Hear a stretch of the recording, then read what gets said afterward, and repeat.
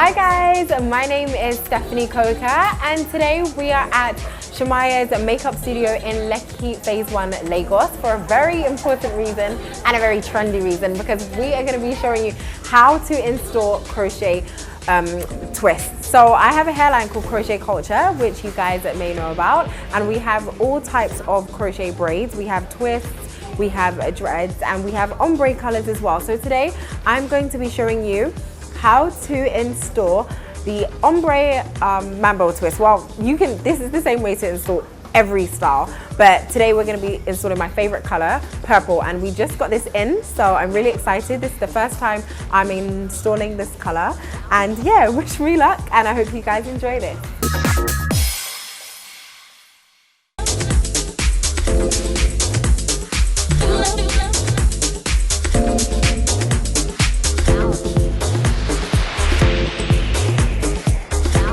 Alright, so first up, we open up the twist and you put like 2 fingers in, and then usually I have a mirror in front of me, but I think I've become a pro at this now, so I can do this without a mirror. And then the crochet pin. So the crochet pin is open, and then what you do is you slide it through. Oh, and then you have to pre-braid your hair, so cornrows back, so maybe about 10 with a parting as well, your chosen desired parting. Let me just show you where my partings are today. So I have a middle part somewhere here. Yeah, I have a middle part, then I have a side part as well. There. Yes, so let's get back into it. So the opened crochet pin, so you can see that. Then the loop where I put 2 fingers in, like that. So yes, you open up the crochet pin, slide it into the cornrow, place the hole in to the crochet, and then you slide it back out closed, and then what you do is you loop, you get the loop again, you put 2 fingers in, and yeah, you can see, so you now need to put the twist inside the loop, and then you tie like so, and that's really it. I'm gonna do a few more, then I'll get my hairdresser to speed it up so we're not here all day.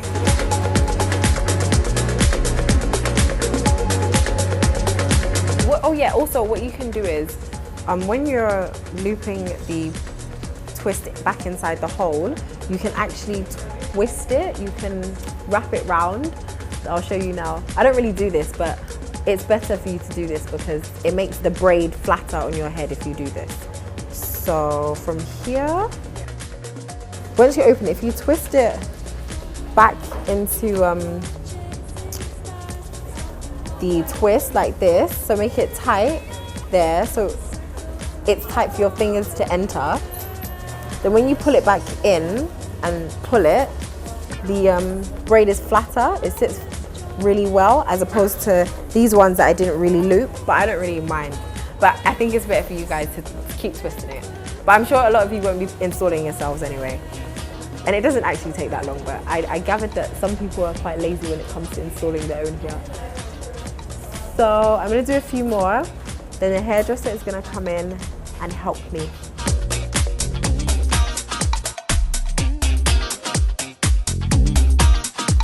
So before she comes, I actually wanna show you guys what the hair looks like when it's untwisted, which I know a lot of people really like. A lot of people, what they do is they have this in for a couple of weeks, and then when they're ready, they unloosen it to create a new style. So this is it untwisted, and then if you just separate like this, you have loose curls, which are really nice as well. Okay, so now I'm gonna get the hairdresser to help me, because as you guys have seen, I'm not that much of a pro anymore. I've been having people install for me.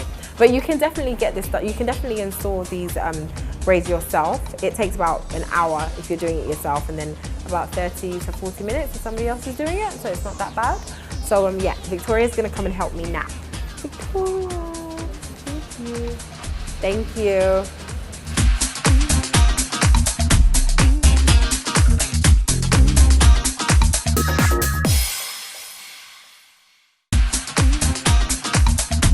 really love braids. A lot of people associate me with braids. I've been doing braids for about continuously, for about 3.5 years. And I noticed that the weight of the hair would tug at my scalp, and then I started developing psoriasis. So I thought, oh my gosh, I really love this hairstyle. There's nothing else I want to do. I don't really particularly like weaves or wigs. They look nice on other people, but I'm just not for it. So I decided, okay, let me embark on an adventure to find out maybe it's the hair that I'm using that's disrupting my scalp. So I found that there are different extensions that are treated with chemicals, and some of these chemicals can actually cause dandruff and psoriasis. So I then thought to myself, there has to be an easier way of installing as well, because the weight of the hair as well used to just drive me mad. Like, I would literally be walking and talking to people like this, and they would think, oh, that's probably just, and I'm like, no, it's just, my hair is always on this side and it's so heavy, it weighs my neck down. So I thought, before I end up with a neck like this, let me find out if there's a way to install braids that are lighter.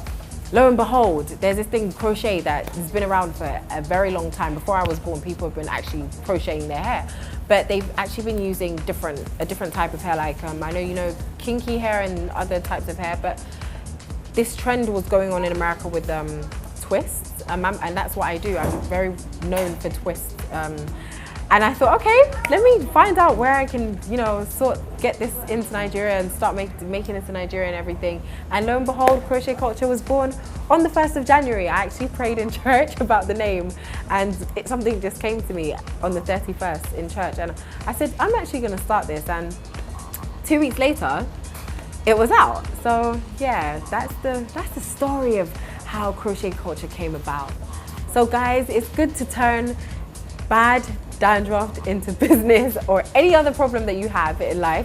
Always look for a way you can solve these things as opposed to complaining. And first up, guys, I actually want to say a big thank you to all of you, because I've been inundated by emails, DMs, mentions by all of you who want to buy the product. We are actually trying to expand at the moment. I mean, I didn't anticipate the level of reception that we have actually gotten and received from the hairline. I didn't actually think that many people would be interested. So now we actually have more demand than supply at times, which I guess they say in business is a good thing, but not good for a very long time. So we're actually working on distribution and also getting a lot more hair to all of you.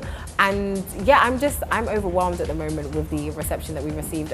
Recently, we were actually featured on essence.com, which is an online black magazine in the US, and yeah, Crochet Culture was featured in an article, so that was a really big deal. We've trended on Instagram, the campaign photos went viral, and yeah, the reception has been really good. We have hair for about 2 weeks and we sell out, so yeah, I would say we're not doing too bad. Guys, so this is how you actually take out the hair. It's really easy. I'm gonna show you now. So put it back through the loop, and there you have it. It's out. That's it. So yeah, it's easy to install and easy to uninstall.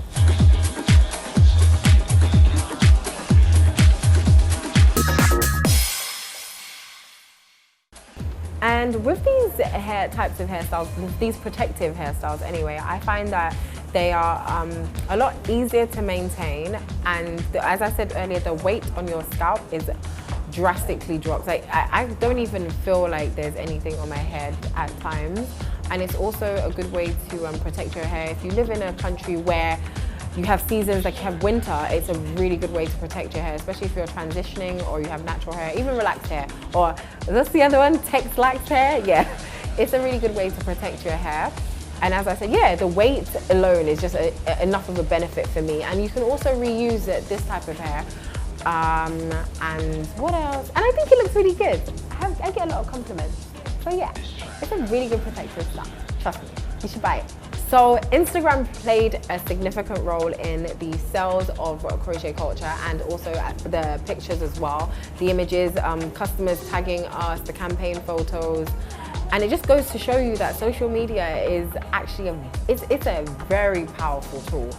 Do you know, the other day I was thinking there's gonna come a time where Instagram are probably gonna start charging people for posting merchandise for sale, because it's just crazy how many people, how many followers, how many customers you can get from these social platforms, especially Instagram. I know Snapchat does a bit as well, but Instagram definitely is a very good tool, because people can see the product, they can see other people's kind of like customer reviews in a sense and things like that. So I would say it really did help the growth of the business, and it's a really good way to keep in touch with your customers as well. Even if you have customer complaints, I'm always happy to read mentions and DMs that I get personally from people saying maybe they can't find the product, or maybe something was missing. I personally like to figure and sort out those problems, because I'm very big on customer service.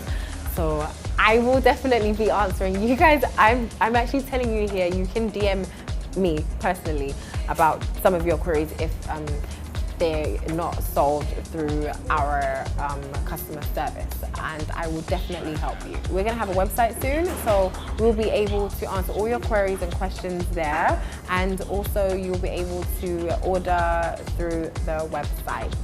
Advice that I would give anybody starting off a new business is to just go for it, because I think a lot of us, we wait for the perfect time. Capital is very important in certain businesses, but I think it's really important to also believe in yourself. And if you have the cash yourself, so maybe if you have a salary, I would advise that you use some of that to even push start your capital, so that people can see how passionate and how dedicated you are to your own company, that you've actually willingly put up your own money to fund yourself.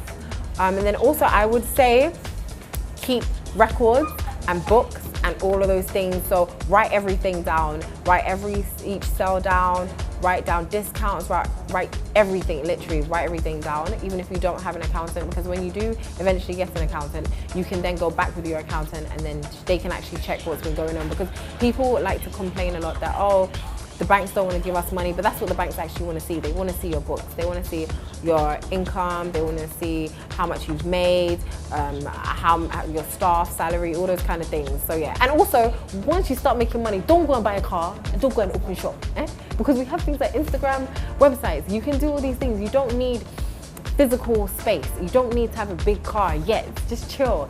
I know I would like to start balling out as well, but it's not that time yet. And when it is that time, I probably will still invest back in the company. So yeah, that's my advice for all you young entrepreneurs like myself. All right, guys, so she has helped me install the ombre purple, and we just put a bit of edge control on the edges there, so they are sitting pretty. Yeah, let me see, because I haven't seen this, but you guys can see this. Okay, right. Okay, yes. It's cool. I mean, I'm more of the black. I like black a lot. I don't really try out these colors, but I kind of like this color. So remember, if you guys want to check out Crochet Culture, all you have to do is find us on Instagram at Crochet Culture, KROCHETKULTURE. Bye, guys.